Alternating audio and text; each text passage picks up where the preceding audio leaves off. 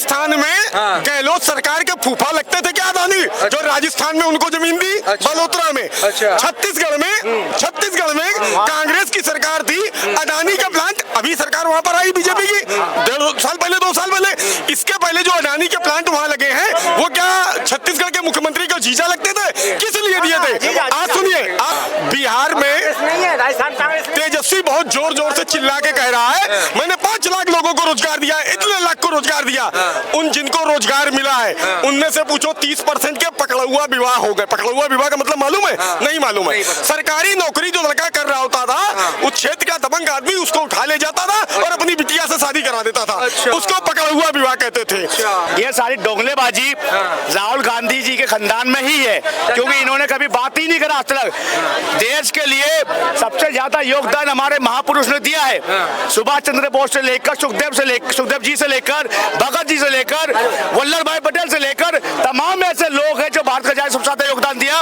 लेकिन कभी भी इनके कांग्रेसी के मंच में कभी भी इनका जिक्र करा, कभी भी एक भी भाषण इन्होंने कभी सुभाष चंद्र जी के बारे में बोला नहीं बोला, कभी चंद्रशेखर जी के बारे में बोला नहीं बोला। तो इससे ये बदलता है तुष्टीकरण की राजनीति कांग्रेस के खून में बसा हुआ है। का बेस मजबूत है और उनका आने वाला टाइम में ग्रोथ मॉडल एक देश के लिए काम करने का हित है।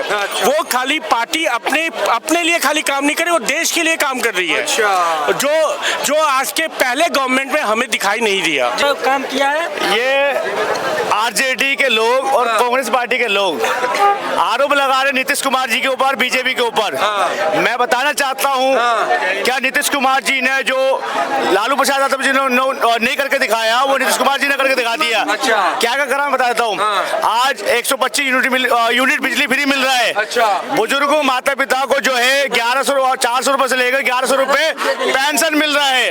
आज जो बिहार की एजुकेशन सिस्टम है पूरी तरीके से चेंज हो चुका है। आज वहाँ की छात्राएं आज नीतीश कुमार जी के एजुकेशन सिस्टम के अंडर पे आज मुफ्त शिक्षा ले रहे हैं। प्लस वहाँ पे 10,000 रुपए 10 क्लास करने के बाद, 12,000 12वीं पास करने के बाद 25,000 रुपए, और जिसको ग्रेजुएशन करना है उसको 4 लाख रुपए का लोन दे रहा है। इससे बड़ी उपलब्धि और क्या होना चाहिए मुझे बताओ। राहुल गांधी कह रहे हैं 1 रुपए में जमीन बेच दे रहे हैं। मुझे ये बताइए, जिस अडानी की ये बात कर रहे हैं, जिस अडानी की बात करेगा जो 1 रुपए प्रति एकड़ जमीन जो अडानी के ग्रुप को दे दिया गया, जो दिया अडानी को, क्या वो बता सकते हैं कि जो पैसा वो लगाएंगे कि सरकार उसको एस्टेब्लिश करके देगी? अडानी को नहीं देगी। जो भी पैसा लग रहा है वो अडानी ग्रुप लगा रही है अपने पैसे का।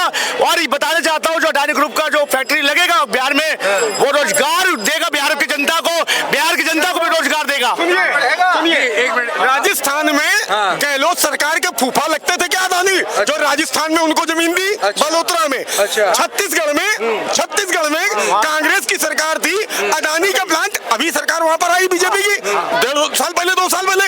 इसके पहले जो अडानी के प्लांट वहां लगे हैं वो क्या छत्तीसगढ़ के मुख्यमंत्री को जीजा लगते थे, किस लिए दिए थे? आज सुनिए अब बता रहा हूँ, बिहार में तेजस्वी बहुत जोर जोर से चिल्ला के कह रहा है मैंने 5 लाख लोगों को रोजगार दिया, इतने लाख को रोजगार दिया। उन जिनको रोजगार मिला है उनमें से पूछो 30% के पकड़ा हुआ विवाह हो गए। पकड़ा हुआ विवाह का मतलब मालूम है? नहीं मालूम है। सरकारी नौकरी जो लड़का कर रहा होता था, उस क्षेत्र का दबंग आदमी उसको उठा ले जाता था और अपनी बिटिया से शादी करा देता था, उसको पकड़ा हुआ विवाह कहते थे। दूसरा, सुभाष पटेल, अभी देखिएगा, जिसको उस नौकरी के बदले में जमीनें लिख दी गई हैं, पैसा सीधे घूस नहीं लिया गया, जमीनें लिखवा ली गई हैं वहां पर कि आपके बेटे को नौकरी दी, आप अपनी पूरी जमीन हमको दीजिए, है ना। और जो ये कह रहे हैं कि बिहार में किसी और की सरकार आएगी, अरे सपने तो यार बिल्ली भी देखा करती, छिछले आया करते हैं, आने दो। और सबसे आसान बीजेपी के रास्ता अगर कहीं कोई बिहार में कर रहा है तो परम पूज्य श्री 1008 अवघड़ानंद श्री राहुल गांधी जी कर रहे हैं। क्योंकि अवघड़ बुद्धि मालूमी नहीं है सारे भाई क्या बकना है, जो मर्जी आई मंच पर से बोल बक के चले गए, छठी मैया का अपमान कर गए।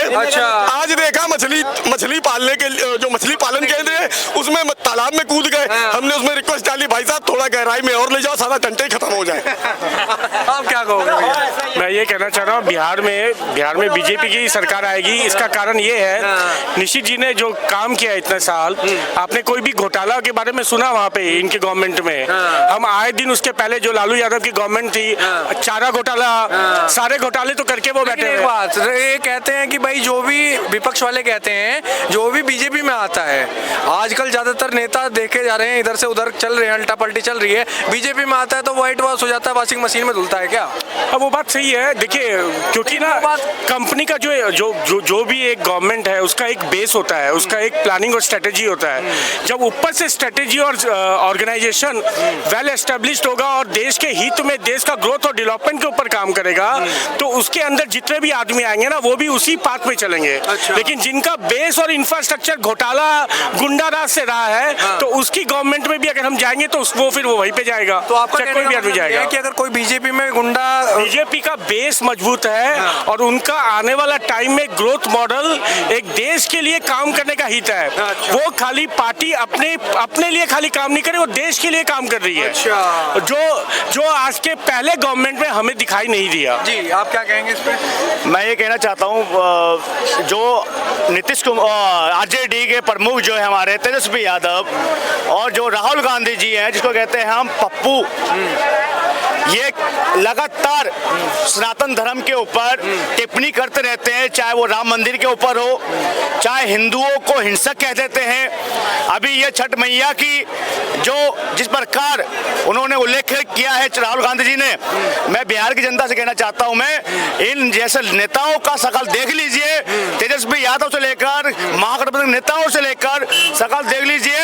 ये जब से सत्ता में रहे 65 साल से इन्होंने सिर्फ सनातन धर्म का विरोध किया है। इन्होंने सनातन धर्म के बारे में आज तक इन्होंने एक अपने रैली में तक नहीं बोला है। क्या सनातन, आप मुझे बताइए ना, ये बड़े बड़े आरोप लगाते हैं मोदी जो है हिंदू मुसलमान करती है। मैं पूछना चाहता हूँ राहुल गांधी जी से, क्या 1947 में जब देश का बंटवारा हुआ था, जो लाखों हिंदुओं का कटा हुआ पाकिस्तान की ट्रेन से भारत आ रहा था, उस समय ना बीजेपी थी, ना मोदी जी थे, ना अमित शाह जी थे, ना योगी थे, जवाहरलाल नेहरू जी थे, सारे नेता बड़े बड़े थे, महात्मा गांधी जी भी थे।